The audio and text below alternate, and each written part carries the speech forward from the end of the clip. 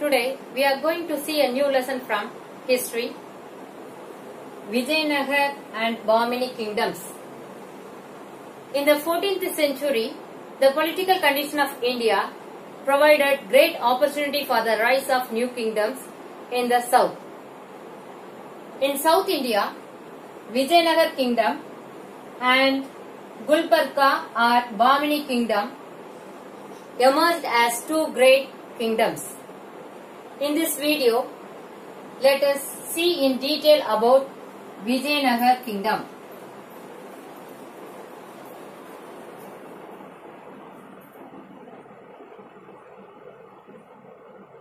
The state of Vijayanagar continued to flourish for nearly 200 years.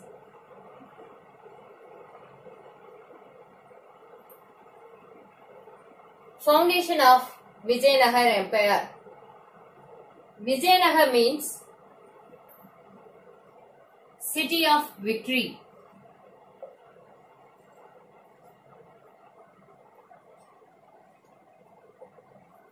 Vijayanagar means the city of victory. It was established in southern Karnataka by two brothers named Harihara and Bukka.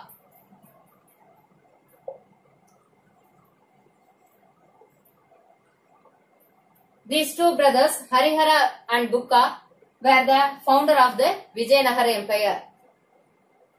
Vidyaranya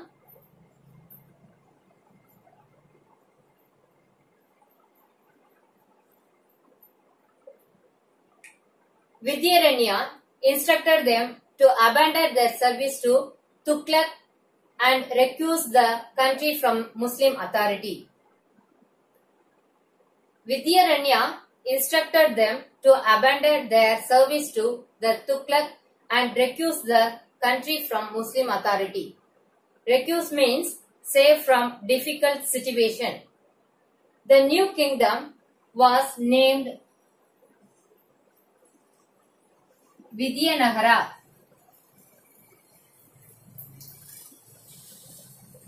The new kingdom named Vidyanagara for a time to honor the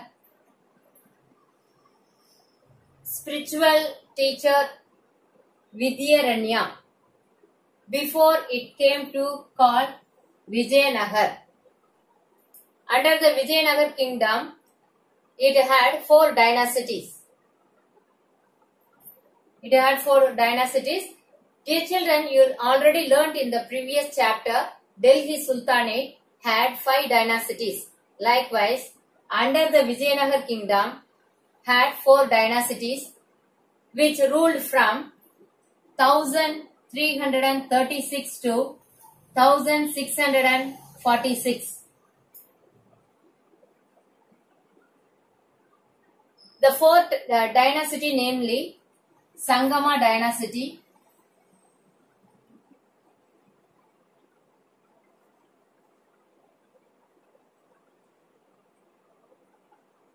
Saluva dynasty, Tuluva dynasty,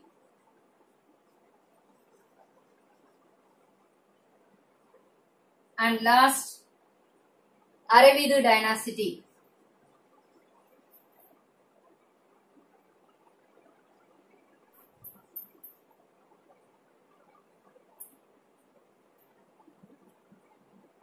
The 4 dynasties, namely Sangama dynasty, the period from 1336 to 1485. Saluva dynasty, the periods from 1485 to 1505. Then the Tuluva dynasty from 1505 to 1570.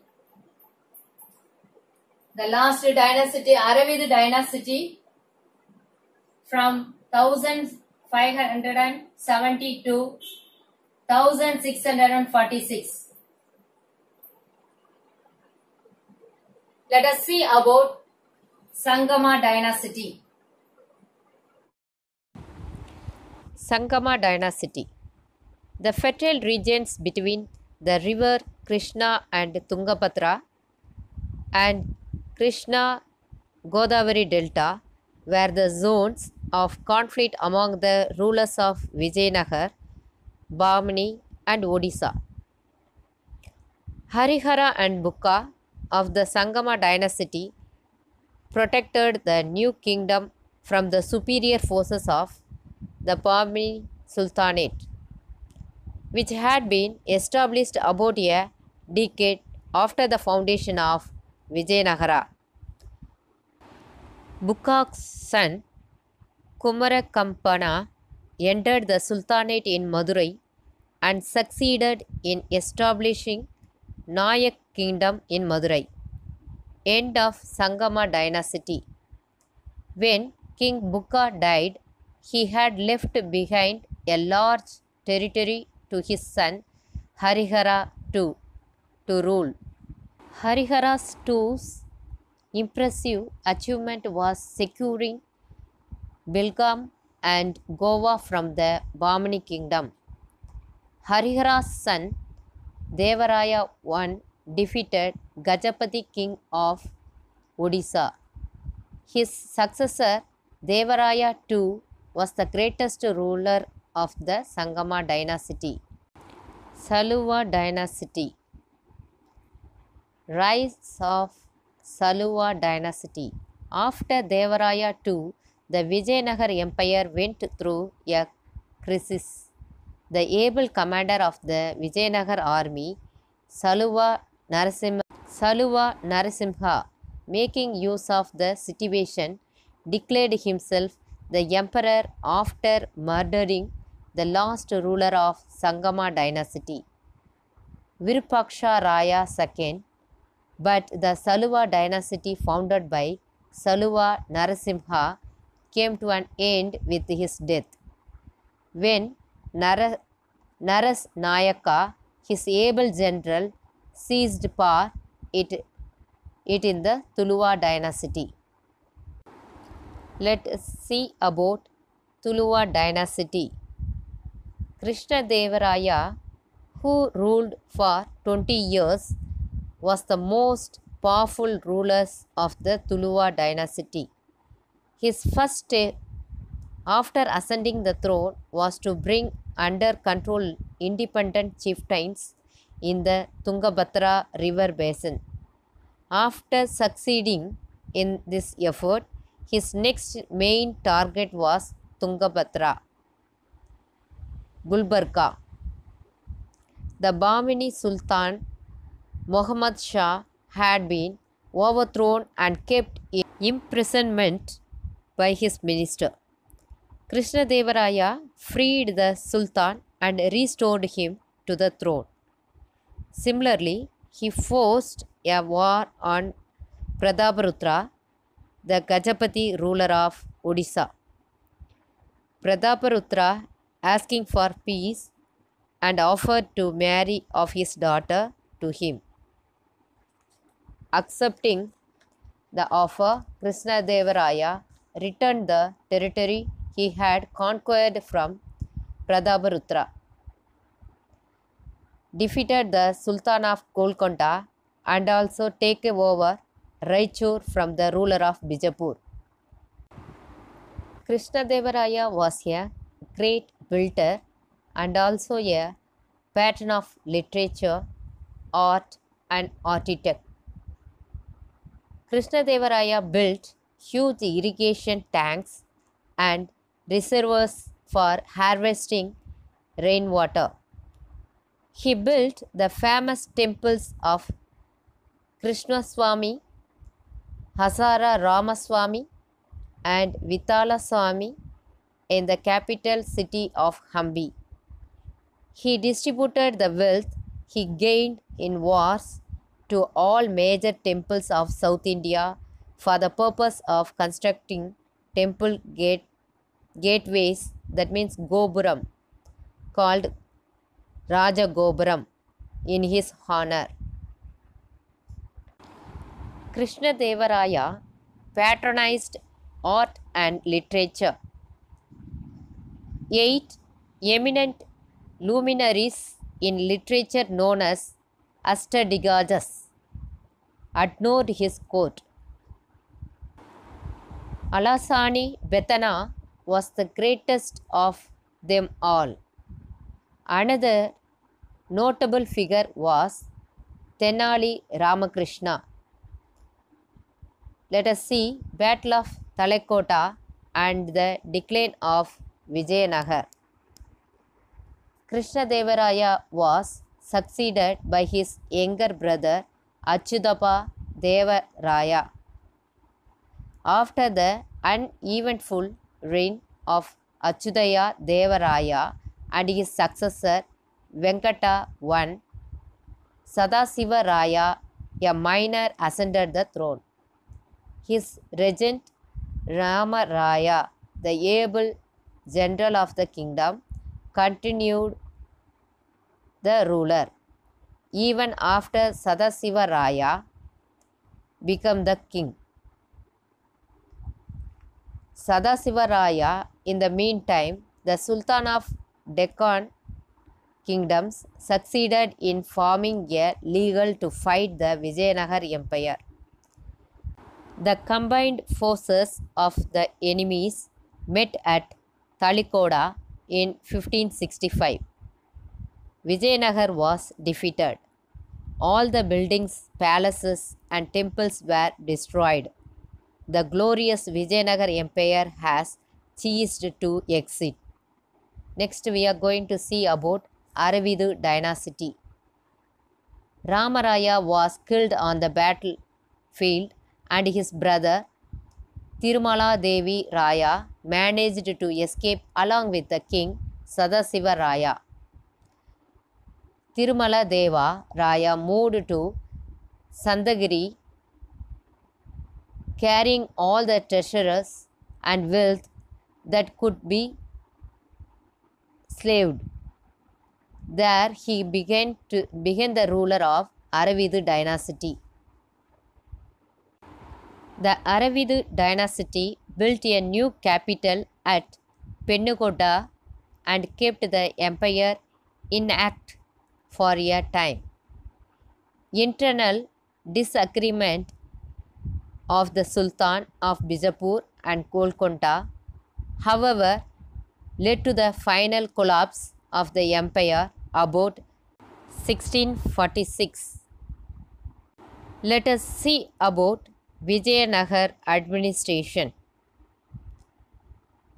Kingship was hereditary in Vijayanagar administration.